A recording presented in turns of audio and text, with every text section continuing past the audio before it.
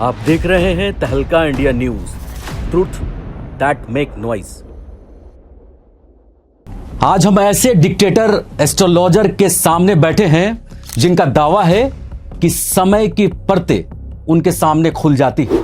भविष्य उनके लिए अनुमान नहीं, एक विजन है, एक वीडियो है। आपका स्वागत है आचार्य सुमित आचार्य जी, बहुत बहुत धन्यवाद। आप कौन सा निर्णय 2026 में, बचे हुए 2026 में लें या 2027 के लिए रुके रहने दें? आपको हो सकता है घर लेना हो, गाड़ी लेनी हो, बड़ा कोई निवेश करना हो, तो खास तौर पर आपके लिए ये वीडियो जाने वाला है। नंदीकेश्वर जी महाराज को का भी सेवा करिए, नंदी का सेवा करिए। गौ माता का सेवा जिस प्रकार से वर्तमान को सुरक्षित करता है, नंदी भविष्य के रुके हुए दरवाजों को खोलते हैं। कुत्ते बिल्लियों की तरह लड़ना वो चीज़ मुझे पसंद नहीं। ठीक है, वो 5 राशियां कौन कौन सी हैं जिनके लिए आने वाले 5 महीने बहुत बम्पर रहेंगे? नहीं, 11 दिनों का करोड़पति का नहीं है, पर वो मैनिफेस्टेशन करने का एक चेक का तरीका है। तो कितनी भविष्यवाणी आपकी गलत साबित हुई? देखिए, गलत में जिसमें आपको ट्रोल किया गया। मैं बता रहा हूँ, गलत में मेरी ऐसे देखा जाए तो अभी रिसेंट में एक मेरी गलत हुई थी भविष्यवाणी। ममता बनर्जी का मैं देख रहा था पुनरागमन।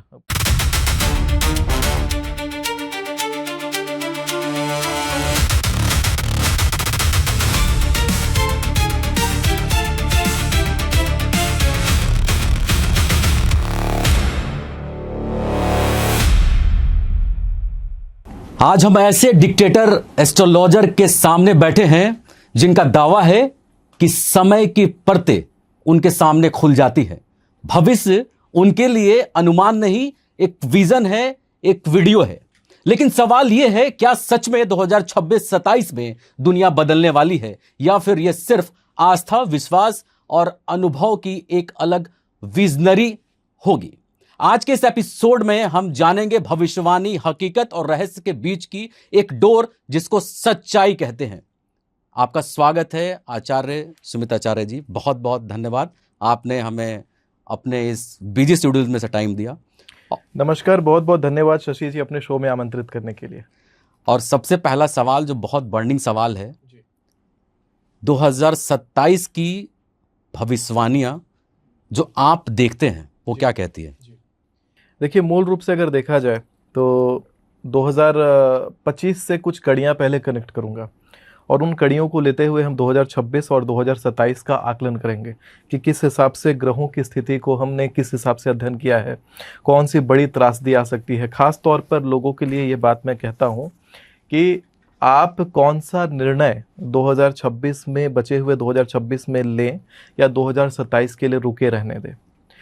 आपको हो सकता है घर लेना हो, गाड़ी लेनी हो, बड़ा कोई निवेश करना हो, तो खास तौर पर आपके लिए ये वीडियो जाने वाला है कि आपको कौन सी बात को कहने को टालना है और कौन सी बात अभी तुरंत कह लेनी है या कर लेनी है, ताकि आने वाला भविष्य आपका सुंदर हो जाए। खैर, वीडियो को शुरू करने से पहले मैं ये भी कहना चाहूँगा दर्शकों से कि जिस प्रकार से आपने अभी तक गौ माता का रक्षा करा है, गौ माता का आपने सेवा करा है, नंदीकेश्वर जी महाराज को का भी सेवा करिए, नंदी का सेवा करिए। गौ माता का सेवा जिस प्रकार से वर्तमान को सुरक्षित करता है, नंदी भविष्य के रुके हुए दरवाजों को खोलते हैं। तो भगवान नंदी का स्मरण करते हुए आज इस पॉडकास्ट को हम शुरू करेंगे और आने वाले आगामी भविष्य के होने वाले घटनाओं के बारे में जानेंगे। और ख़ास तौर पर ये जो पॉडकास्ट है वो कोई साधारण पॉडकास्ट रहेगा नहीं। इसमें एक प्रकार से, जैसे मेरा पहले आपने देखा था कि मैं अखबार के पन्नों में छपवा देता था कि इस डेट को ये वाली घटना घटेगी, और आपने देखा कि उस डेट को वो घटना घटी। चाहे हमारे भारत के उपराष्ट्रपति का अचानक इस्तीफा देना हो, जगदीप धनखड़ जी का, वो भी छपवाया था। चाहे तो आपको जो भारत पाकिस्तान का युद्ध जो हुआ था 2025 वाला, ऑपरेशन सिंदूर, वो भी छपवाया था। चाहे जो चाइना रशिया में जो भूकंप आया था, सुनामी आई थी, वो भी छपवाया था। और इस वर्ष में जो युद्ध चला है, इस वर्ष में जो ईंधन की क्राइसिस हुई है, वो सारी चीजें भी छपवाई थी। तो उस न्यूज़पेपर की प्रति के समान इस पॉडकास्ट के वक्तव्य को मान करके आप अपने जीवन में इसे उतारेंगे। और दर्शकों से तो यही कहना चाहूँगा, आगे बाकी अब हम ग्रहों को समझेंगे। ठीक है, पहला सवाल इसी में से लेते हैं। आपने पूरा ब्रह्मांड ही एक ही बार में समेट लिया, तो ब्रह्मांड से पहले हम भारत पे आते हैं। तो क्या भारत हिंदू राष्ट्र कब बन पाएगा? आपकी भविष्यवाणी क्या कहती है? देखिए, अमूमन तौर से अगर देखा जाए तो हिंदू राष्ट्र को लेकर के मेरे विचार बड़े अलग हैं।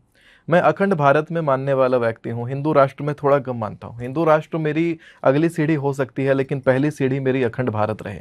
और अखंड भारत का निर्माण अगर हम करना चाहते हैं तो हमें अपने जो कुएं का मेंढक जैसा जो मानसिकता है कि भारत में इतनी छोटी सी जमीन हमारे पास है, उसी के लिए काम करना है, वो नहीं। मैं भारत को और विस्तृत देखता हूँ। मैं पाकिस्तान को भी भारत में देखता हूँ, मैं अफगानिस्तान को भी भारत में देखता हूँ। तो क्या लग रहा है आपको, क्या भविष्यवाणी है, पाकिस्तान भारत में समेटा जाएगा? पाकिस्तान समेटा ही जाएगा भारत में। मैंने कितने सारे कैंपेन चलवाए, आपने देखा होगा हांगकांग से मैंने कई सारे वहाँ से शोज़ रिकॉर्ड करवाए थे स्पेशली पाकिस्तान में चलवाने के लिए। गौरक्षा को लेकर के कितने नियम निकलवाए, कितने सारे जानकारियाँ लोगों के बीच में अवेयरनेस करवाई कि गौरक्षा क्यों ज़रूरी है। पाकिस्तान में भी बहुत सारी चीज़ें हुई। मैंने देखा कि पाकिस्तानियों ने भर के शेयर करा। और मेरे जो क्लाइंटेज होता है, जो ज्योतिष के लिए जो आते हैं मेरे पास दिखाने के लिए, तो उसमें पाकिस्तानी भी आने लगे हैं। ये मैं बड़ा ही देख रहा हूँ कि वहाँ के आवाम में कहीं ना कहीं हिंदुत्व की लहर और भारतीयता की लहर अब दौड़ने लगी है। तो केवल पाकिस्तान ही नहीं, अफगानिस्तान आदि जितने देश भी भारत से टूट के निकले थे, पहले अखंड भारत जिस प्रकार से हमने देखा था, वो अखंड भारत पहले निर्माण होगा। और उसको निर्माण करने के लिए हमें ये हिंदू राष्ट्र वाली मानसिकता से थोड़ा व्यापक सोचना पड़ेगा। हर किसी को जगह देना पड़ेगा, जगह दे करके, और हमें अपने बॉर्डर्स को, बाउंड्रीज को बढ़ाना पड़ेगा। क्योंकि प्रेम से आप दुनिया जीत सकते हैं, लेकिन आप नफरत फैला करके अपना देश भी गंवाएंगे। नफरत फैलाने का एक बहुत बड़ा उदाहरण है पाकिस्तान। आज हमसे जो अलग हुआ है वो नफरत का ही बहुत बड़ा उदाहरण है। नफरत फैलाया गया, डिवाइड एंड रूल किया गया, और उस चीज़ को करके एक प्रकार से भारत की आधी जमीन को आधा आधा हिस्से में तोड़ दिया गया।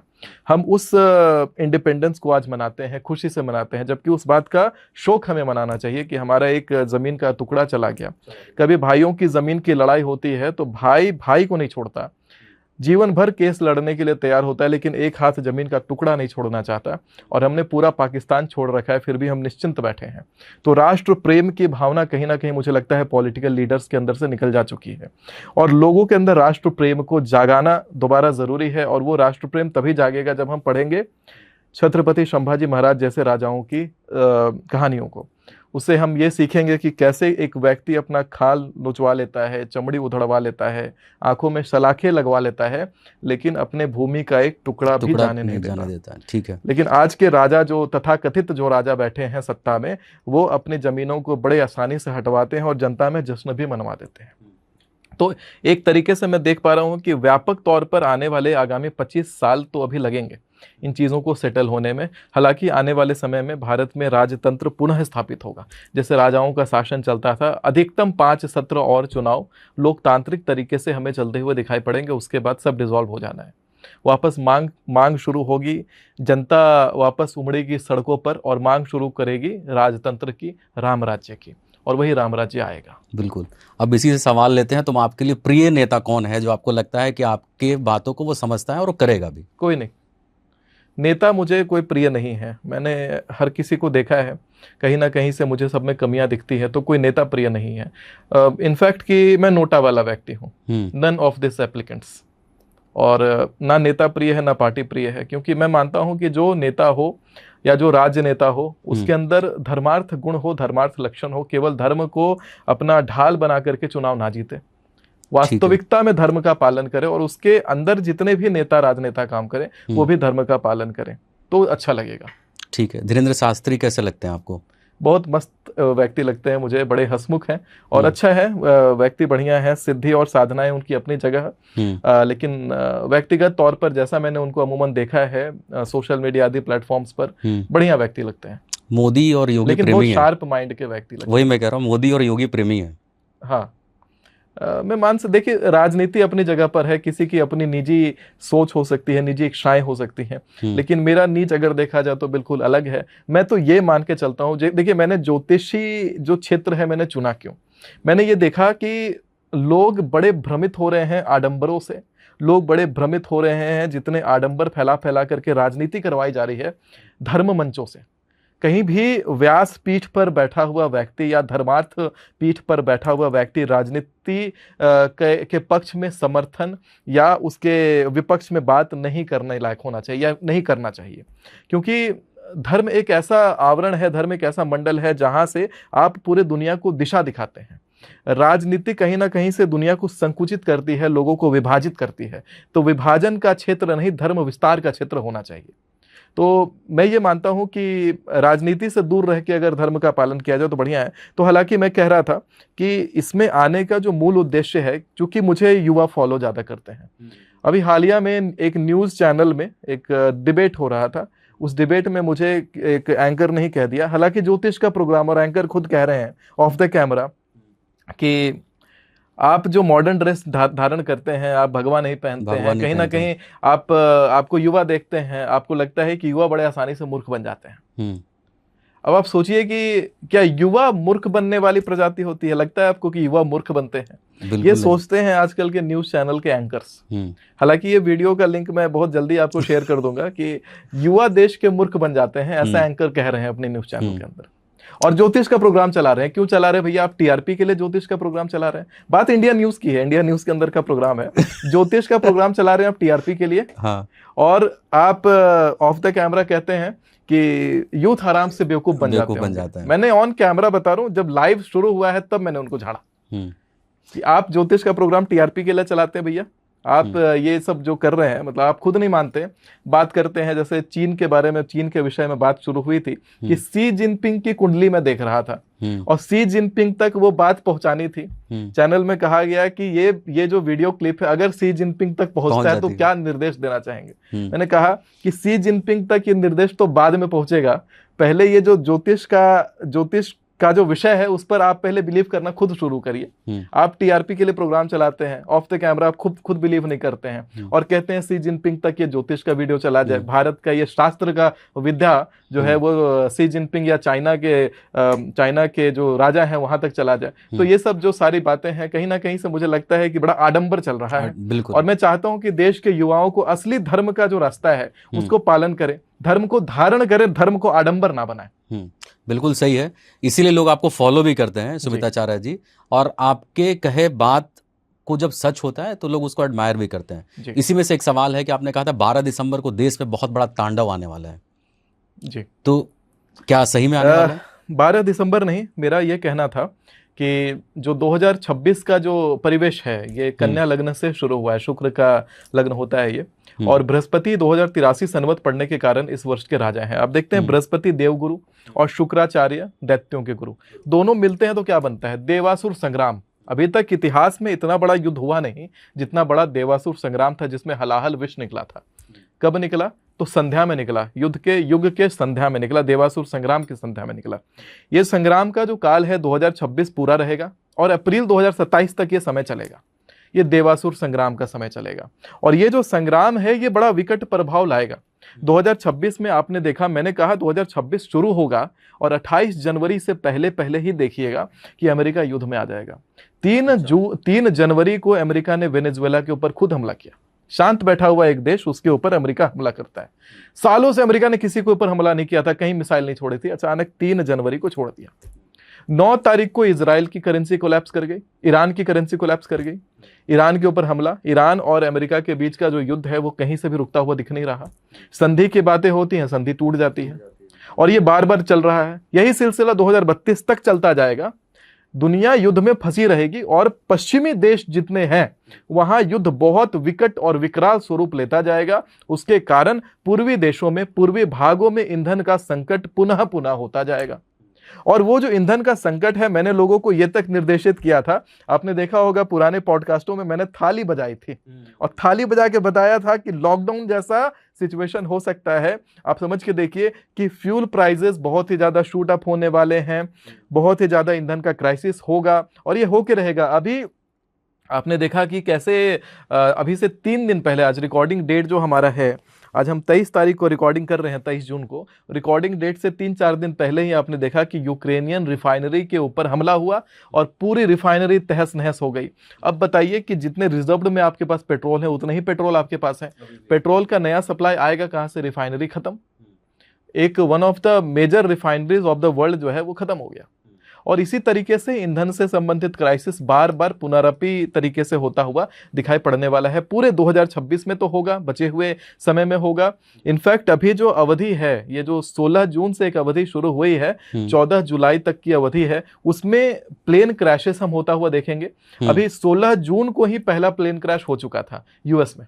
और 16 जून को प्लेन क्रैश हुआ, 17 जून को प्लेन क्रैश हुआ। 2 प्लेन क्रैशेस अभी तक हो चुके हैं इस छोटे से ड्यूरेशन में। और अभी 14 जुलाई से पहले भी प्लेन क्रैश आदि का होना और प्रमुख नेता संबंधित नेता और पॉलिटिक्स से रिलेटेड किसी व्यक्ति का उसमें निधन होना भी आशंका लगता है इस प्रकार से भी होता हुआ घटित हमें दिखाई पड़ सकता है।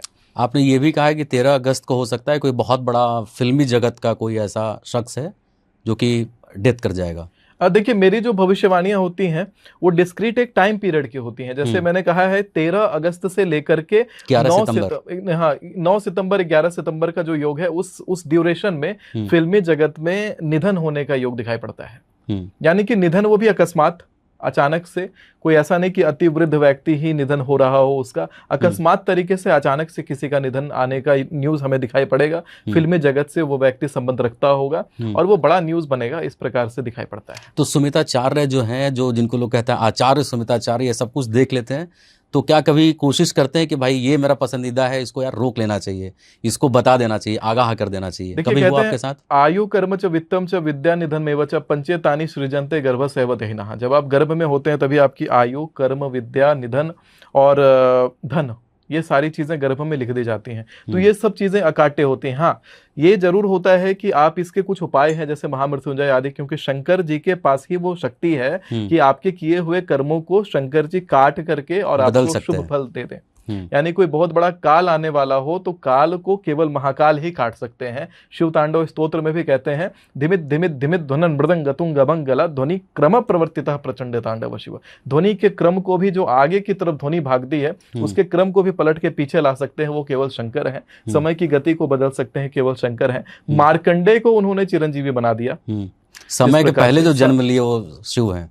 हाँ, समय जो आदि है, जो अनंत है, वही महादेव है। और उन्हीं की कृपा से केवल आप इन चीजों को टाल सकते हैं, क्योंकि उसके ऊपर फिर कुंडलियां काम नहीं करती अगर आप शंकर जी के शरण में चले जाते हैं। अच्छा, ये बहुत ज्यादा आपका जो वीडियो वायरल हो रहा है कि आपने कहा है कि 11 अक्टूबर से लेकर मतलब कुछ ऐसी चीजें बदल जाएंगी जो सैन्य गतिविधियां बदलेंगी, देश में बहुत बड़ा सैन्य अफरा तफरी मचेगा। तो ये क्या कहना चाह रहे हैं आप? देखिए, मैं ना आपको एक लिस्ट दिखाता हूँ। मैं दरअसल साल के शुरुआत में इस प्रकार से एक लिस्ट तैयार करता हूँ। वो लिस्ट मेरी भविष्यवाणियों से संबंधित रहता है कि साल भर में कौन सी बड़ी बड़ी घटनाएं घटने वाली हैं, उस विषय में लोगों को आगाह करने के लिए। तो और हर भविष्यवाणी आपके सोशल मीडिया पर ट्रेंड करती है? हाँ, भविष्यवाणियाँ बड़ी ट्रेंड करती है, लोग उसको फॉलो करते हैं और नाना प्रकार के ज्योतिषाचार्य तुरंत कॉपी करते हैं। जी में लाइव टीवी का एक प्रोग्राम चल रहा है। लाइव टीवी के प्रोग्राम में मैं किसी पक्ष पर बोल रहा था। जैसे मैंने कहा कि 11 मई से लेकर के आप देखेंगे कि भारत के अंदर आतंकवादी पकड़े जाएंगे और सैन्य संघर्ष शुरू होगा। ये जो आतंकवादी पकड़े गए थे अभी 21 मई को हमजा बुरहान मारा गया था और 22 तारीख को 11 आतंकवादी पकड़े गए थे। तो ये सारी चीजें मैंने देखा फटाफट से, जो बाकी एस्ट्रोलॉजर थे सब ने कॉपी कर दिया कि हाँ इन्होंने जो कहा है उस बात से मैं सहमत हूँ, मैं भी यही मानती हूँ। तो मैं हंस रहा था उस। तो ऐसे एस्ट्रोलॉजर को आप क्या कहना चाहेंगे? कॉपी कैट कहूंगा और क्या कहूंगा मैं। कॉपी करते हैं। मैं पहले न्यूज़पेपर में जब छपवा के रखता था तो मेरे वाले ही ऐसे डेट निकाल करके और डेट थोड़ा मोड़ा आगे पीछे करेंगे, 2 दिन 1 दिन आगे पीछे करके बोलेंगे पूरे पॉडकास्टों में आकर के। हालांकि और जब उनको मौका मिलेगा मुझे ट्रोल करने का तो भर भर के ट्रोल करते हैं। मैं देख रहा हूँ कि बड़े अगेंस्ट में बोलते हैं। सामने से पूछो आप तो नहीं सुमित भाई, हम कहाँ आपके बारे में कुछ बोल सकते हैं। ये मैंने खूब देखा है। इसी में एक सवाल लेते हैं कि अब तक कितनी भविष्यवाणियां आपकी गलत साबित हुई? देखिए, गलत में जिसमें आपको ट्रोल किया गया, मैं बता रहा हूँ, गलत में मेरी ऐसे देखा जाए तो अभी रिसेंट में एक मेरी गलत हुई थी भविष्यवाणी। ममता बनर्जी का मैं देख रहा था पुनरागमन पश्चिम बंगाल में, लेकिन आपने शायद देखा होगा कि पश्चिम बंगाल में कुछ बैलेट भी जलाया गया था। ऐसा कुछ न्यूज़ आया कि यूएन जा रही थी। हालांकि अब जीत किसकी वास्तविक है ये भगवान ही जाने, उन्हीं के पास है। लेकिन जो भी हो, तो वो चीज़ धरातल पे तो लोगों को गलत दिखाई पड़ रही है, जो हो सकता है पॉलिटिक्स को डीपली अभी भी प्रोटेक्शन चल रहा है उसको लेके। तो उसके लिए चल करके काफी प्रोटेस्ट चल भी रहा है, क्योंकि कहते हैं कि कहीं कोई सच है, कहीं कोई सच्चाई है, तभी डंके की आवाज निकलती है। बिल्कुल। तो अगर डंका बज रहा है वहां पे पश्चिम बंगाल में, तो कुछ सच्चाई भी हो सकती है उस बातों में। लेकिन हालांकि अब जो है लोग तो उसको गलत मान रहे हैं भविष्यवाणी को लेकर के, अब उसको लेकर के लोग ट्रोल करने का मौका मिल गया ना। Everyone wants to makes the god bleed. हर कोई देखना चाहता है कि एक जो पर्सन हो उसको उसको क्षति हो रही हो। पता नहीं क्यों लोग किसी को क्षतिग्रस्त होते देखना बड़ा आनंद लेते हैं, कुछ क्षति हो रहा हो किसी को तो आनंद लेते हैं। तो क्षति पहुंचाने की बड़ी कोशिश लोग करते हैं। अमूमन तरीके से देख रहा हूँ कि बड़े चैनल्स चला रहे हैं लोग, बाकायदा मेरी वीडियोस रोज डालते हैं, काट के डाल रहे हैं तरीके से लोग। तो सुमिताचार्य को अगर क्षति पहुंचती है तो ये किस एस्ट्रोलॉजर को फायदा होगा? देखिए यही बात तो मुझे निंदनीय लग रही है कि देखिए एस्ट्रोलॉजर्स हो गए, ब्राह्मण हो गए, सबका जो उद्देश्य होता है वो समाज को दिशा दिखाने का होता है, एक दिशा निर्देशन का होता है। फिर आप किसी को आप ज्योतिष में पॉलिटिक्स खेलेंगे तो कहीं ना कहीं से ये ज्योतिष शास्त्र की और ज्योतिष विधा की और ब्राह्मणत्व की गरिमा को ठेस पहुंचाना है। बिल्कुल। इसीलिए मैं इस बात को ऐसे मैं ओपनली बड़ा कहता मंच पे, लेकिन इसीलिए इस बात को अभी मैं इस पटल पर नहीं कह रहा हूं, क्योंकि मैं तो ज्योतिष की गरिमा को और ब्राह्मणत्व की गरिमा को बचा के चलना चाहता हूं। मैं ये कहते हैं ना कि कुत्ते बिल्लियों की तरह लड़ना, वो चीज मुझे पसंद नहीं है। आप मुझे कभी भी देखेंगे किसी व्यक्ति को लेकर के या पॉइंट आउट करके किसी के ऊपर मैंने आज तक टिप्पणी नहीं दी, ना किसी ने मेरे खिलाफ बातें बोली है वीडियोस बना करके, किसी को मैंने अपफ्रंट वीडियो बना करके कुछ किसी के बारे में बोला नहीं, कभी किसी के बारे में अनाप शनाप बोला नहीं। लोग टीआरपी गेन करने के लिए भले बोलते हैं, बैकलैशिंग वाला गेम खेलना चाहूँ तो टीआरपी मुझे भी खूब मिल जाएगी, लेकिन ऐसी चीजें मैं करने में इंटरेस्टेड नहीं हूँ, क्योंकि कहीं ना कहीं मैं मानता हूँ कि ब्राह्मणों का आपस में लड़ना सबसे बड़ा कमजोरी दुर्भाग्य है, दुनिया उसको के लिए दुर्भाग्य है। बिल्कुल। कहते हैं व्याघ्रा ना महती निद्रा, और बाघ अगर अपना निद्रा त्याग दे तो उससे कोई जीत नहीं सकता। इसी प्रकार है कि ब्राह्मण अगर अनेकत्व त्याग दे तो उससे ज्यादा शक्तिशाली कोई होगा नहीं सकता, यानी विश्व का उद्धार हो जाएगा, कल्याण हो जाएगा। तो वो चीजें जो लोग हैं शास्त्र को वहीं तोड़ दे रहे हैं, छोड़ दे रहे हैं, तो वो चीजें छोड़नी चाहिए। हालांकि मैं ये भी मानता हूं कि मैं बड़ा अज्ञानी हूं और अभी सीखना तो है ही मुझे। लोग सिखाना चाहें तो सिखाइए, लेकिन पटल पर आकर के जिस प्रकार से जनता में जो आप संदेश देना चाहते हैं वो गलत, ब्राह्मण लड़ रहे हैं आपस में, वो गलत है। ठीक है, बाकी शिक्षा के लिए ओपन हो। हाँ, 15 जुलाई से 12 अगस्त का ड्यूरेशन मैंने देखा था, उसमें दंगा और आतंकवाद से क्षति होने का योग दिखाई पड़ता है। जैसे महाराष्ट्र में दंगा 15 जुलाई 2026 से 12 अगस्त 2026 के बीच में महाराष्ट्र के क्षेत्र में धार्मिक तथ्य को लेकर के दंगा होने का योग दिखाई पड़ता है। और भारत के अंतर्राष्ट्रीय संबंध 15 जुलाई 2026 से 12 अगस्त 2026 के बीच में खराब होते हुए दिखाई पड़ेंगे। बड़े बड़े पॉलिटिशियंस आदि इसमें एक्सपोज होंगे। कोई बहुत बड़ा स्कैम खुलने वाला है इस छोटे से ड्यूरेशन में, और इस छोटे से ड्यूरेशन में शेयर मार्केट वोलेटाइल रहने वाला है। तो इस छोटे ड्यूरेशन में दोबारा आएगा ऐसा कुछ ज्यादा ही भयंकर आएगा, कुछ ज्यादा ही खराब आएगा। मतलब स्टीम फाइल से भी बहुत भयंकर कुछ आने वाला है, कह सकते हैं एक तरीके से। कुछ बड़ा एक्सपोजर होने वाला है, कोई बड़ा घोटाला, कोई बड़ा स्कैम, ऐसी चीजें एक्सपोज होंगी इसी ड्यूरेशन में। 15 जुलाई से लेके 12 अगस्त के ड्यूरेशन में, इनफैक्ट आप देखिए 21 जून से ही शुरू हो गया। 21 जून से 12 अगस्त 2026 के ड्यूरेशन में साइबर अटैक्स बहुत ज्यादा बढ़ जाएंगे। ऑनलाइन फ्रॉड और ऑनलाइन धोखाधड़ी बहुत ज्यादा बढ़ जाने वाली है। लोग इस चीज से परेशान रहेंगे। इसमें बड़े बड़े स्कैम होंगे, इसको लेकर के बड़ी बड़ी अरेस्टिंग भी होने वाली है। ऑनलाइन धोखाधड़ी और ऑनलाइन फ्रॉड को लेकर के बहुत आए दिन हमें अभी समाचार मिलने वाला है। अब वो पीरियड जो है चर्न हो चुका है, और चूंकि मंगल जो है वो मेष राशि से निकल करके वृषभ राशि में प्रविष्ट हो चुके हैं, और इसके साथ ही अभी त्रिग्रही एक राजयोग शुरू हुआ है। ये त्रिग्रही राजयोग जो है ये बड़ा ही शुभ फलदायी होता है, क्योंकि बुध का गोचर भी शुक्र के साथ लक्ष्मी नारायण योग और गुरु, ये 3 ग्रह एक साथ जाकर के बैठ गए हैं, कर्क राशि में बैठ गए हैं। ये बहुत अच्छा है इस छोटे से ड्यूरेशन में, जो कि 12 अगस्त तक रहेगा। ऐसा ड्यूरेशन, इसका जो फल है वो 12 अगस्त तक रहेगा। लोगों को जो बड़े काम करने हो, जो बड़ा डिसीजन लेना हो, इस बीच में ले लीजिएगा। अच्छा। खैर ये जनता के लिए है। 12 अगस्त 2026 से पहले अगर आपके मन में जॉब चेंज का थॉट हो, आपके मन में कोई बड़ा योजना आपको कंप्लीट करना हो, तो इस बीच में उस चीज का एक्शन ले लीजिएगा। अपने बॉस से बात करनी हो, कहीं कोई लेटर देना हो, कोई एप्लीकेशन लगानी हो, चिट्ठी लगानी हो, अर्जी लगानी हो, अभी 12 अगस्त से पहले लगाइएगा। वो काम सफल होता है। गणेश जी का नाम लेकर के लगाइएगा, बड़ा जल्दी काम होगा आपका। खैर, अगर बात की जाए 15 जुलाई से 12 अगस्त के ड्यूरेशन में ही, तो दिल्ली एनसीआर के ही क्षेत्र में फिर से आतंकवादी पकड़े जाएंगे, ऐसा योग दिखाई पड़ता है। कोई बड़ी आतंकी साजिश को ये करने आए हुए होंगे, कुछ ना कुछ आतंकी साजिशों में कामयाब होंगे, लेकिन उसके बाद पकड़े जाएंगे, ऐसा भी संभावना दिखाई पड़ता है। ये एक बड़ी खबर होगी। ठीक है, इसके अलावा कोई ऐसी बहुत बड़ी घटना जिसको आपने देखा, आपको संकेत मिल गया, लेकिन उसको आपने सार्वजनिक नहीं किया, किसी के साथ शेयर नहीं किया, ऐसा कभी हुआ आपके साथ? देखिए, 13 अगस्त के बाद 11 सितंबर तक में, जैसा मैंने कहा था कि मार्च, अप्रैल और मई का जो महीना है बैंकों के लिए अच्छा नहीं है। इस समय भी बैंकिंग रिलेटेड कोई बहुत बड़ा बदलाव भारत में आने वाला है, और बैंकिंग रिलेटेड केवल बदलाव ही नहीं आएगा, बैंकों को भारी नुकसान होगा, बैंकों की अफरा तफरी मची हुई होगी।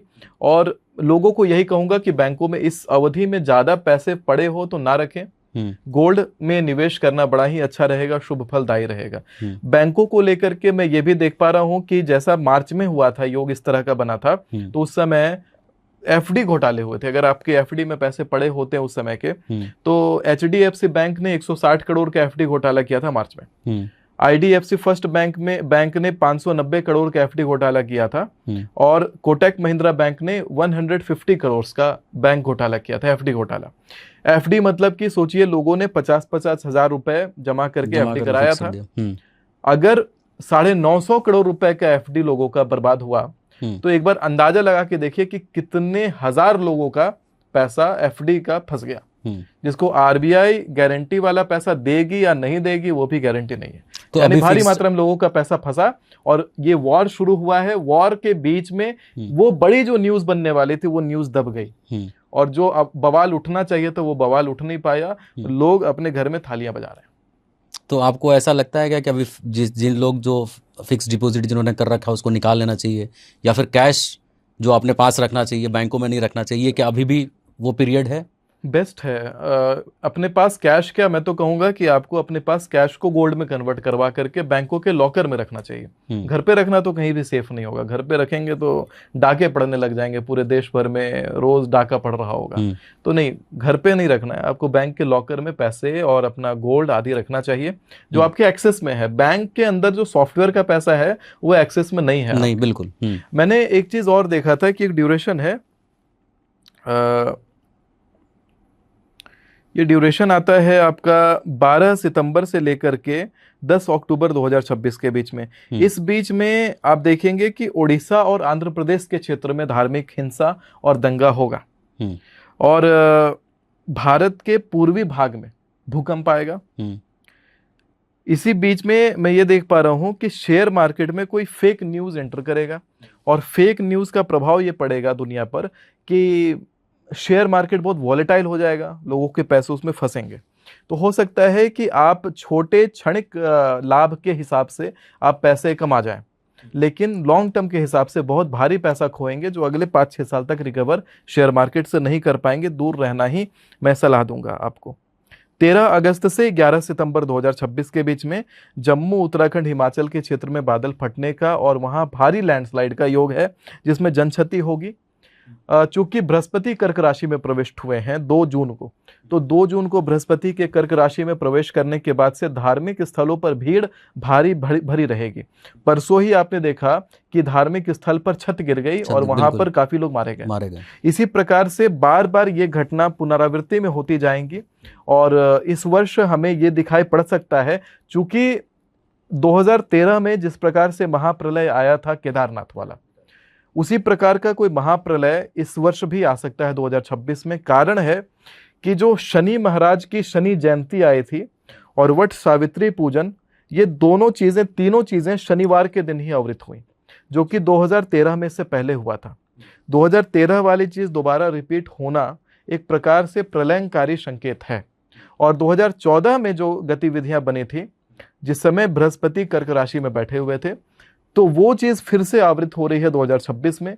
उस समय दतिया के अंदर बहुत भारी मात्रा में भगदड़ मचा था, और वहां पर सैकड़ों लोग चल के मारे गए।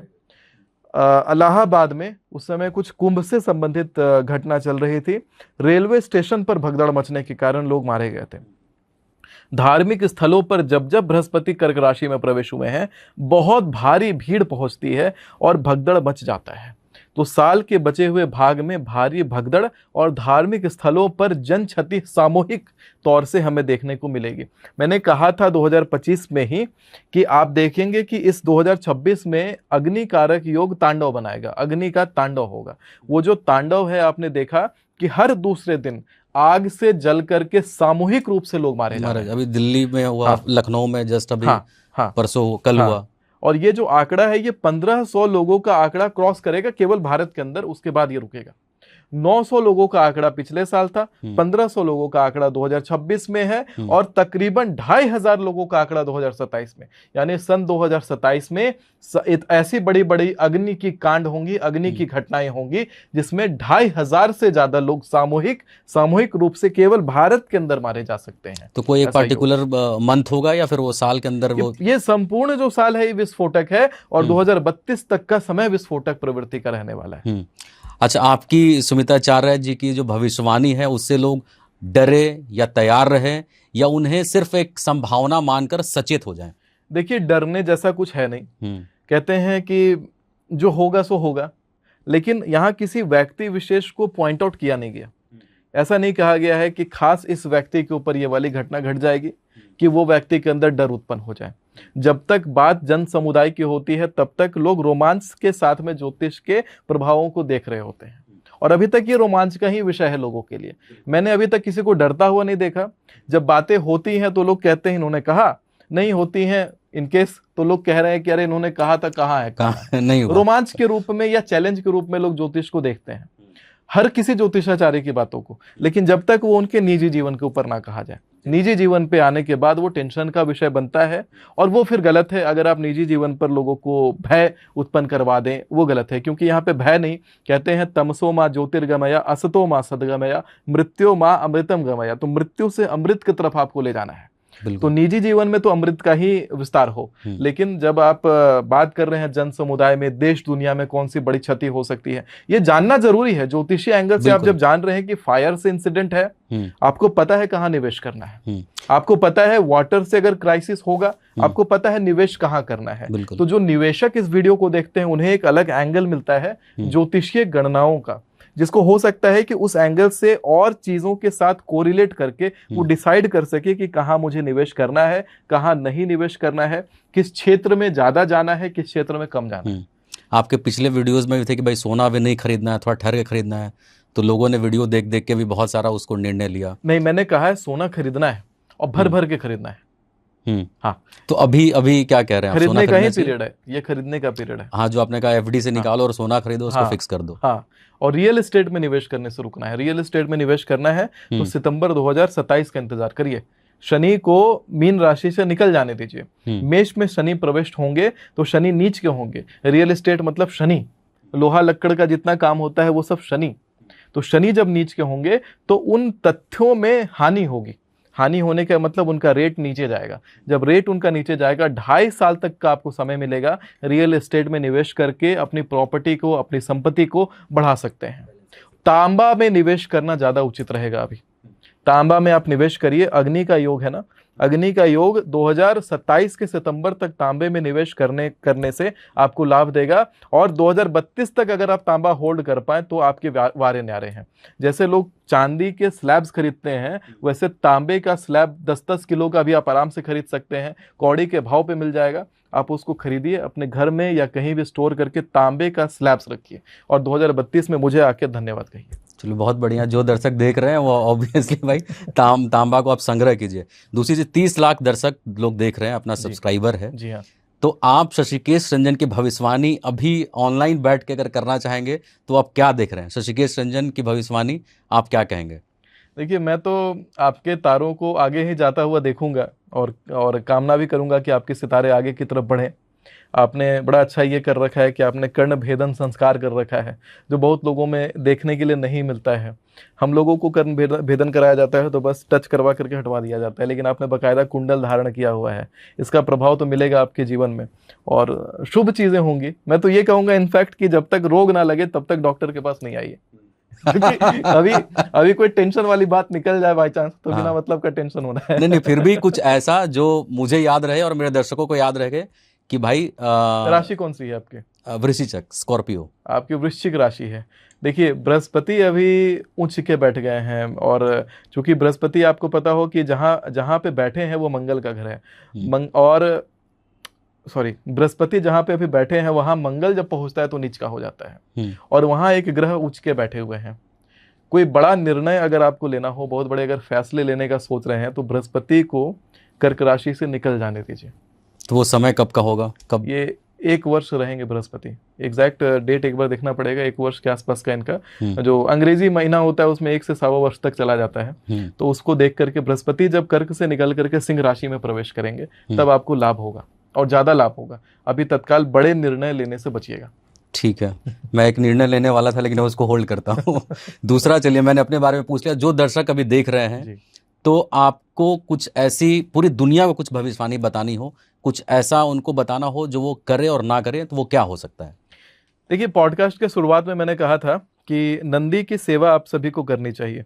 नंदी की सेवा करने से भविष्य के जो खुले हुए दरवाजे, बंद दरवाजे होते हैं वो खुल जाएंगे। आपको नंदी भगवान को किसी भी काम के लिए निकल रहे हैं तो नंदी भगवान के लिए गुड़ और चना दाल लेकर के निकलिए और नंदी महाराज को खिला दीजिए, और चाहे गौ माता को खिला दीजिए। आप जिस काम से निकले होंगे वो काम आपका सफल होगा। जब भी उस क्षेत्र में प्रवेश कर रहे होंगे, मान लीजिए किसी ऑफिस में जा रहे हैं, कोई काम वहां पे बनना है आपका, आप खाली हाथ नहीं लौटेंगे। केवल बोलना है, प्रविशी नगर कीजिए सब काजा, हृदय राखी कौशलपुर राजा। जब आपका पहला कदम चौखट पार कर रहा होगा तभी ये मन में आपको उच्चारण कर लेना है। देखिए, भारत में हर व्यक्ति तांत्रिक है और तंत्र हर किसी को आता है। तंत्र मतलब जो जीवन शैली में हम छोटे छोटे धार्मिक बदलाव लाते हैं वही तंत्र है, टूल्स है। तो जो मैं मंत्र बता रहा हूँ, जैसे प्रवेश करते समय एक मंत्र आपने बोला है, तो ये एक तंत्र है। इसी प्रकार से तंत्र में होता है मारण, इसको हटा देते हैं, मोहन पकड़ लेते हैं, वशीकरण पकड़ लेते हैं, उच्चाटन, विदेशवन, और सम्मोहन, स्तंभन। तो ये जो षडमार्ग होते हैं, 6 मार्ग तंत्र के होते हैं, इन मार्गों को सीखना बड़ा जरूरी है। जब आपको ये चीजें करनी आएंगी, मारण छोड़ करके बाकी सारी चीजें आप अगर सीख जाएंगे तो बड़े शक्तिशाली व्यक्ति बन जाएंगे। मतलब आपको जहां भी आप कदम रखेंगे वहां से कुछ ना कुछ आप प्राप्त करेंगे। तो मतलब क्या वशीकरण सही में होता है? वशीकरण एग्जिस्ट तो करता है, लेकिन बात ये होता है इसमें कि हर कोई कर नहीं सकता। वशीकरण करने के लिए ये तरीका नहीं है कि आपने फलाना राई का 5 दाने अपने मुंह में रख लिया और फलाना मंत्र आपने बोला और आप जिसके बारे में बोल रहे हैं वशीकृत हो जाएगा। वशीकरण के नियम शास्त्रों में हैं, चाहे आप बगला ब्रह्मास्त्र की किताब पढ़िए, वशीकरण के नियम हैं। आप बटुक भैरव के संहिता पढ़िए, उसमें वशीकरण के नियम हैं। लेकिन कैसा है कि जो आप वशीकरण वहां सीखते हैं, वहां पर जो मंत्र बताए जाते हैं वो मंत्र को गुरु से प्राप्त करके उसको पहले सिद्ध करना होता है। सिद्ध करने का अर्थ यह हुआ कि ग्रहण के काल में या फिर दीपावली की रात को आपको उस मंत्र का पुरस्चरण पाठ करना पड़ता है। पुरस्चरण लगभग 25,000 का रहेगा, किसी का कोई मंत्र का 5 लाख जाप का रहेगा। तो पुरस्चरण जाप करके उस मंत्र को सिद्ध करके उसके बाद उसको प्रयोग किया जाता है, तो तब वो काम करता है, अन्यथा नहीं तो करता। ये जो इंस्टा बाबा लोग बने हैं कि बस आप 24 घंटे में नकली जो महिला है एकदम खींची चली आएंगी, नकली। और ये जिस तरीके से उस तरीके का प्रलोभन दे करके जो वो वशीकरण का प्रचार कर रहे हैं वो धर्म के खिलाफ है और धार्मिक भावनाओं को आहत पहुंचाने वाली वो बात है। इनके खिलाफ सख्त मुकदमा होना चाहिए। मैं तो ये कहूंगा कि जो ऐसी बातें करते तो हैं। सुमिताचार्य पहल करेंगे इसमें? मैं करूंगा पहल। मैं गुरुकुल चलाता हूं, बकायदा सुमिताचार्य गुरुकुल चलाता हूं मैं। और गुरुकुल का उद्देश्य एकमात्र है कि धर्म को लेकर के जितना आडंबर और ढोंग चलता है उसको हटा करके हाईटेक तरीके से इन चीज़ों को सबके सामने लाया जाए। क्योंकि मैं ये मानता हूं कि देश के युवा में वो शक्ति है कि वो पूरे विश्व को जीत सके। लेकिन दिक्कत यहाँ पे ये हो जाती है, ये जो ड्रगिस्ट समाज जो आ गया है हमारे देश में, जो स्कूलों के अंदर ड्रग का प्रचार, स्कूलों के अंदर जो कैथोलिक तरीके से जो स्कूलें चल रही हैं, जो इंग्लिश वाली जो स्कूलें चल रही हैं, वहाँ पर जिस प्रकार का कल्चर हो जा रहा है, पॉप कल्चर स्कूल में आ गया, तो वो सारी चीज़ों का बहिष्कार करके धार्मिक तरीके से अगर आगे बढ़ा जाए, क्योंकि सच्चा हिंदू वो है जो बुद्धि से बड़ा विलक्षण है। सच्चा हिंदू वो है जिसकी स्मरण शक्ति बड़ी तेज है। तो वो हिंदू अगर थोड़ा सा साइंस भी पढ़ लेगा, थोड़ा सा मैथमेटिक्स भी पढ़ लेगा, तो मुझे लगता है कि जितने नासा आदि के रिसर्चर बैठे हैं उससे कई ज़्यादा आगे निकलेगा। आप देखिए खुद ही कि भारत से जीमेल के फाउंडर भारत से, हॉटमेल के फाउंडर भारत से, बड़े बड़े जितने चीज़ें हैं जितनी बड़ी कंपनियां चलती हैं आईटी के, सबके फाउंडर भारत से। तो ये भारत के अंदर की जो शक्ति है उसको लोग हार्नेस कर ले रहे हैं। वो चीज़ें तब हटेंगी जब गुरुकुल का यहाँ प्रचार होगा। मैंने जो बनाया है उसका ये उद्देश्य है कि Gurukul with robotics and AI, मतलब गुरुकुल पद्धति को आप अगस्त संहिता के जैसा पढ़ेंगे, रोबोटिक्स और एआई सब पढ़ेंगे और साथ में नई नई टेक्नोलॉजी डेवलप करेंगे। हाँ, मतलब जो नई टेक्नोलॉजी है उसको आप समावेश करके आगे गुरुकुल में वो सम्मिलित और करेंगे। ऐसी जो अधार्मिक चीजें हैं, अधार्मिक जो तथ्य होते हैं उनका बहिष्कार करेंगे और वो बड़ी जरूरी चीज है। तो क्या अब आते हैं थोड़ा सा पॉलिटिकल, हल्का सा टच करेंगे हम लोग। बिल्कुल। तो क्या भारत की राजनीति में कोई ऐसा नया चेहरा जो आपको लगता है वो उभर कर आ सकता है? देखिए, बिहार हमारे झारखंड से एक एग्जिस्ट करते हैं जयराम महतो। बहुत अधिक चांस है कि जयराम महतो केंद्र की राजनीति भी करने लग जाएंगे आने वाले समय में। अचानक उनके पास बड़े ऑफर्स आएंगे और केंद्र की राजनीति करने का बड़ा योग है। हमारे राजस्थान के जो मुख्यमंत्री हैं अभी तत्काल, भजनलाल शर्मा जी, तो शर्मा जी अचानक से पद अपना छोड़ सकते हैं, इस प्रकार का योग दिखाई पड़ेगा। क्योंकि जिस काल में उन्होंने शपथ ग्रहण करा था वो अल्पकालीन योग था। दिल्ली की मुख्यमंत्री रेखा गुप्ता जी अचानक अपना पद छोड़ सकती हैं, जिस काल में उन्होंने भी शपथ ग्रहण करा था वो भी अल्पकालीन था। और मध्य प्रदेश के मुख्यमंत्री जी भी, मोहन यादव जी की भी सत्ता हाथ से जा सकती है अल्पकालीन। 3 सीएम के बारे में आप 23 तारीख को बहुत बड़ा हाँ और बहुत बड़ी भविष्यवाणी कर रहे हैं। हाँ, और इसके साथ में उभरते हुए सितारे के रूप में राघव चड्ढा हमें दोबारा दिखाई देंगे, क्योंकि उनके कुंडली में मुख्यमंत्री का योग बड़ा प्रबल है। तो क्या दिल्ली के सीएम बनेंगे? देखिए, संभावना दिल्ली चाहे पंजाब की हम लगा सकते हैं मुख्यमंत्री के रूप में, क्योंकि 2027 के आगामी चुनाव में बहुत अधिक संभावना है कि भाजपा वहां पर अपना परचम लहराए पंजाब में, क्योंकि पूरा देश जो है स्टेट वाइज, सेगमेंट वाइज भाजपामयी भगवामयी होता जा रहा है। पंजाब अछूता रह गया है, पंजाब भी भगवामयी होगा और 2027 वाले चुनाव में यूपी पुनः भगवामयी होगा। तो आप ये जो आपने पिछली बार जो भी कहा था पॉडकास्ट शुरू होने में कि भाई ये अखंड भारत बनेगा, हाँ, तो क्या ये भगवा की वजह से अखंड भारत बनेगा? देखिए, अखंड भारत बनने के लिए बहुत सारी सीढ़ियां छूट, कहते हैं ना कि जब भगवान राम लंका पर चढ़ाई कर रहे थे तो छोटी सी गिलहरी भी राम लिख करके पत्थर फेंक रही थी। तो हर जो छोटी छोटी इंसिडेंट होंगी वो सब एक साथ वही सहायक बनेंगी, क्योंकि मैं नहीं मानता कि ब्रह्मांड में रैंडमनेस जैसा कुछ होता है। जो होता है वो परफेक्ट होता है और एक दिशा में चल रहा होता है, धीरे धीरे होता है, फिर बाद में वो सारी चीजें दिखती बाद हैं। में वो विराट रूप पकड़ता है। ठीक है, एक सवाल और है कि क्या मानवता के लिए सबसे बड़ा खतरा युद्ध होगा आने वाले समय में या हमारा नैतिक पतन? देखिए, मानवता के लिए सबसे बड़ा खतरा नैतिक पतन है। अगर आपका कहते हैं कि अगर आपके अंदर नीति नहीं है तो आप पशु से भी खराब हैं, क्योंकि मनुष्य को नीति दिया गया था ताकि वो समस्त संसार का पालन करे और सब कुछ अच्छे से चला सके। लेकिन नीति खत्म हो गई लोगों के अंदर का संस्कार खत्म हो गया, दान की भावना लोगों में खत्म हो गई, दया की भावना खत्म हो गई, तो वहीं से मनुष्य का पतन शुरू हो जाएगा। युद्ध क्या बिगाड़ेगी मनुष्य? अभी आप खुद ही देखिए कि अपने अपने घरों से लोग छतों से कूद करके जान दे रहे हैं। लोग अपने आप से नहीं जीत पा रहे हैं, दुनिया से क्या जीतेंगे? लोग पति पत्नी में आपस में ही नहीं जीत पाते, कोई एक जान दे देता है, कोई एक डाइवोर्स दे देता है, अलग हो जाते हैं। तो इसका लोग अपने आप से नहीं जीत रहे हैं। तो इसका मतलब अपने मन को जीतना नहीं, अपने मन को वश में नहीं करना, तो इसका सबसे बड़ा कारण क्या मानते हैं? मन या फिर कोई वो ग्रह है जो उनको उस दिशा में लेके जाती है? इसका सबसे बड़ा कारण है कि धार्मिक पतन। धर्म का जैसे जैसे पतन होगा वैसे वैसे प्रकृति में विनाश आएगा। लोगों ने धार्मिक किताबें पढ़ना छोड़ दिया है, लोग नाना प्रकार की चीज़ें पढ़ रहे हैं लेकिन धार्मिक चीज़ें नहीं पढ़ रहे हैं। पूजा पाठ की परंपरा खत्म हो गई है। मैं कई बार देखता हूँ, एक बार मुझे खुद ही एक का पूजा का संकल्प लिवाना था। मैंने कहा था कि आपको सोमवार को जो पूजा है उसमें आपको संकल्प से पहले आपको कुछ खाना नहीं है, फल फलाहार केवल खा सकते हैं, कुछ खाइए मत वैसा। तो वो कह रहे हैं कि ठीक है करते हैं, तो फल समझ करके अंडा खा लिया उन्होंने। कह रहे हैं हम तो अंडा खा चुके हैं केवल, तो ये कौन सा मतलब? बताइए, भारत में ये हालत है। भारत में लोगों को आचमनी नहीं पता, भारत में लोगों को लोटा नहीं पता, भारत में गंगा जल को रखने के लिए लोग सीधा प्लास्टिक के बोतल से यूज़ कर रहे हैं। तो ये सारी चीज़ें खत्म हो गई हैं, धर्म खत्म हो गया है, तो कहाँ से नीति? कौन सिखाता है कि आपको ये जो सामने बैठी महिला है वो आपकी माँ है? धर्म। सामने बैठी महिला है, उनके साथ क्या व्यवहार करना है, वो आपकी बहन है? धर्म। पत्नी के साथ क्या व्यवहार होना है? धर्म। तो वो सारी चीजें धर्म सिखा रही है, धर्म से आप सीख रहे हैं। अब धर्म का ही पतन होगा तो माँ कौन, बहन कौन, पत्नी कौन, बेटी कौन? इलॉन मस्क को देख लीजिए ना। धार्मिक पतन का एक बहुत बड़ा उदाहरण इलॉन मस्क और इलॉन मस्क के पिताजी हैं।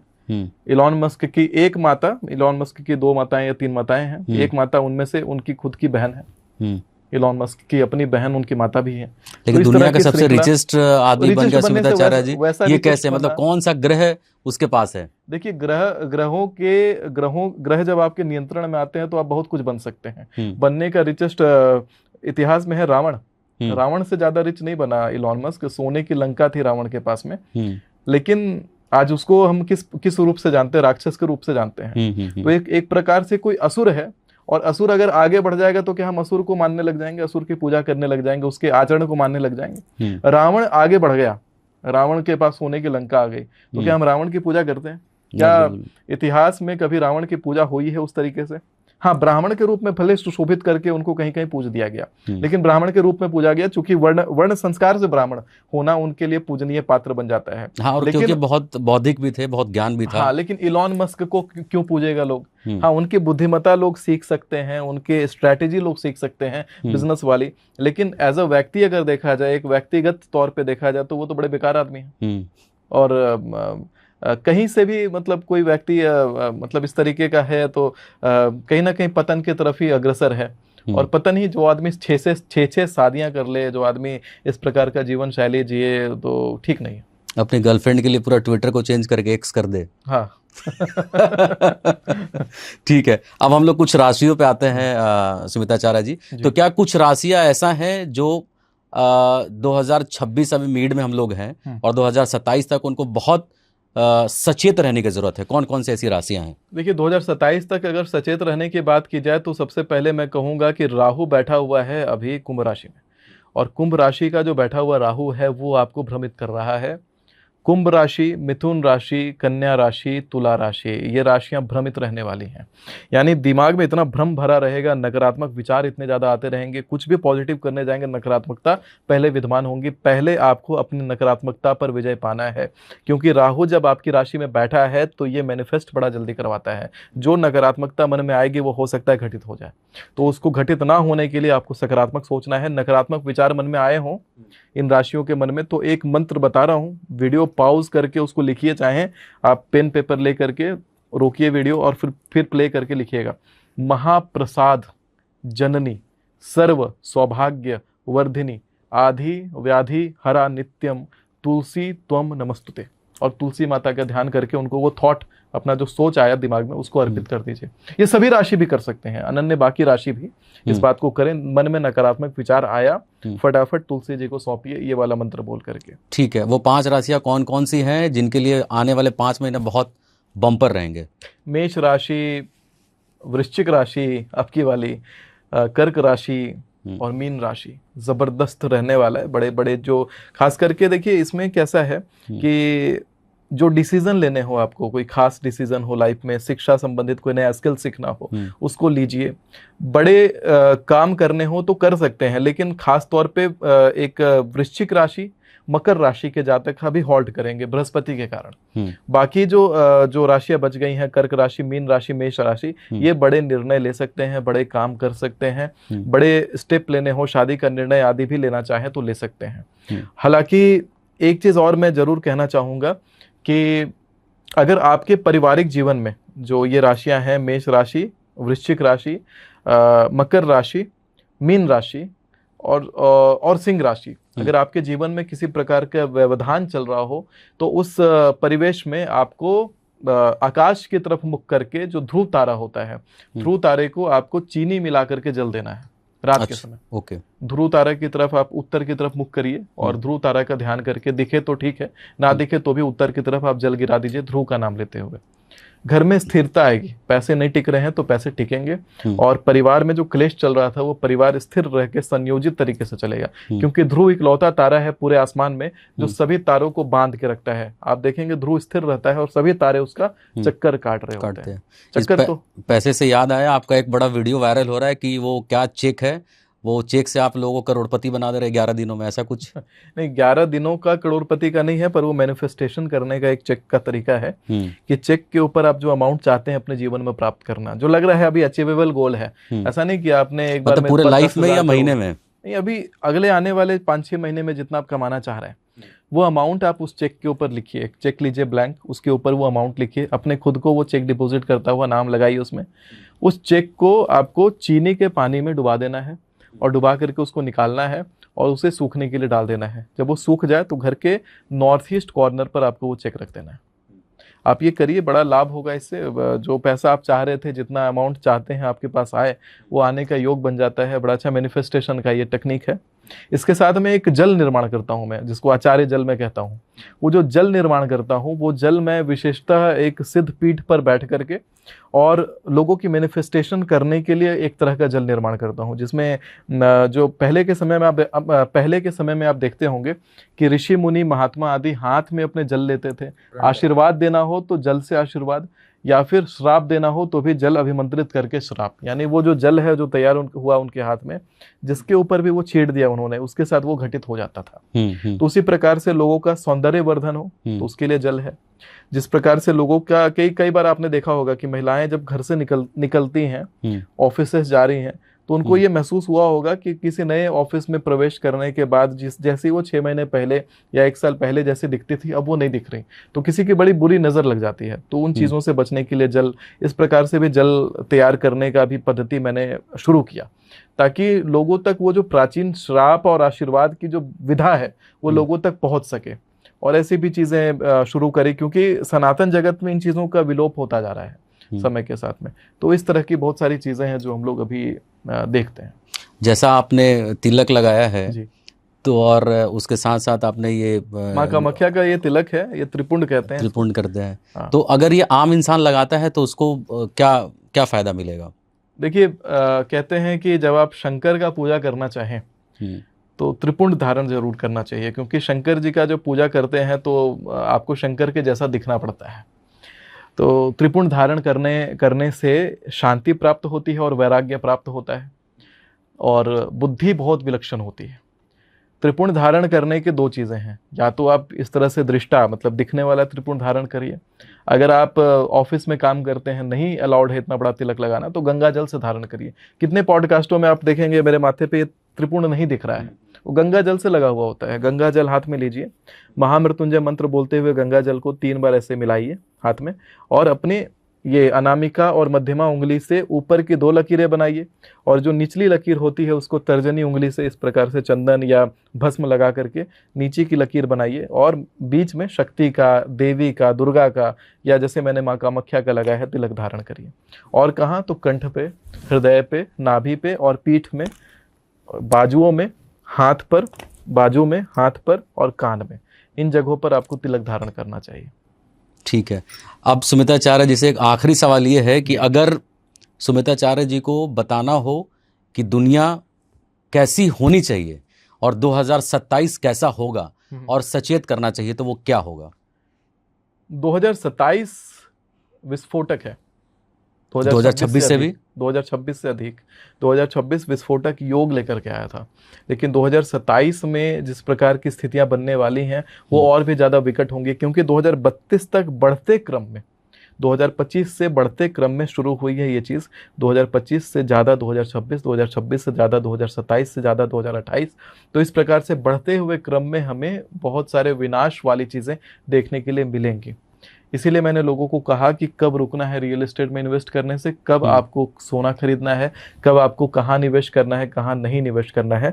लोगों के मन में जो भ्रम हमेशा उत्पन्न होता है कि मैं डराने के लिए भविष्यवाणी करता हूँ, नहीं, आपको आइडिया देता हूँ कि कहाँ आपको निवेश करना चाहिए, कहाँ नहीं करना चाहिए, उससे आपको लाभ होगा, और किस क्षेत्र में जाने से आपको क्षति है, कहाँ जाने से आपको फायदा है, वो सारी बातों के बारे में आप जान जाते हैं।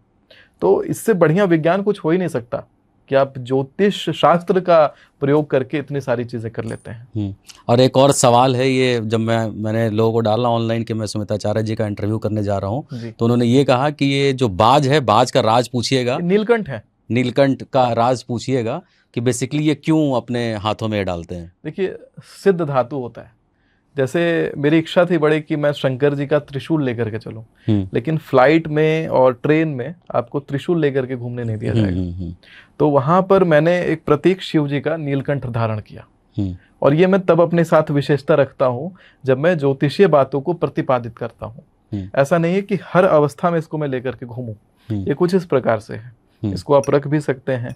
जब कभी आप किसी बाहर की जगह पर हैं, जैसे रात्रि के समय मैं पूजा करता हूँ, तो इसको मैं उल्टा रख करके इसी में दिया जला लेता हूँ। देखिए दिया का भी शेप ले लेता है, इधर से ये दिया है, ऊपर से ये नीलकंठ है, इसको ऐसे मैंने धारण कर लिया, तो ये शस्त्र भी है। आवश्यकता पड़ती है तो देखिए एक प्रकार से मुझे अगर आप कप पकड़ाएं तो ये एक बड़ा शस्त्र बन जाता है। इससे अगर कप एक बार में ऐसे टूट जाए तो मैं तो कहता हूँ कि हर सनातनी को अपने साथ एक शस्त्र जरूर रखना चाहिए, ताकि वो अपनी और अपने परिवार की रक्षा कर सके। तो सुमिताचार्य को ऐसा क्यों लगता है कि उनको शस्त्र की जरूरत पड़ेगी?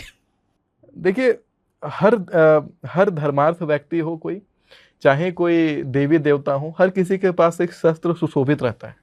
शस्त्र कहीं ना कहीं से आपको शक्तिशाली प्रतीक देता है समाज में, और शस्त्र जिसके पास है, बिना मतलब का अनावश्यक लोग आपके साथ जाकर के चुटकी ना लेंगे। क्योंकि आजकल ये जरूर देखा गया है, जिस प्रकार से किताबों का प्रचलन है, बड़ा निंदा करता हूं मैं उन कहानियों का जहां पर दिखाया जाता है सुदूर गांव में एक गरीब ब्राह्मण रहा करता था, और ब्राह्मण की बड़ी चुटिया थी, वो चुटिया को लोग खींच देते थे।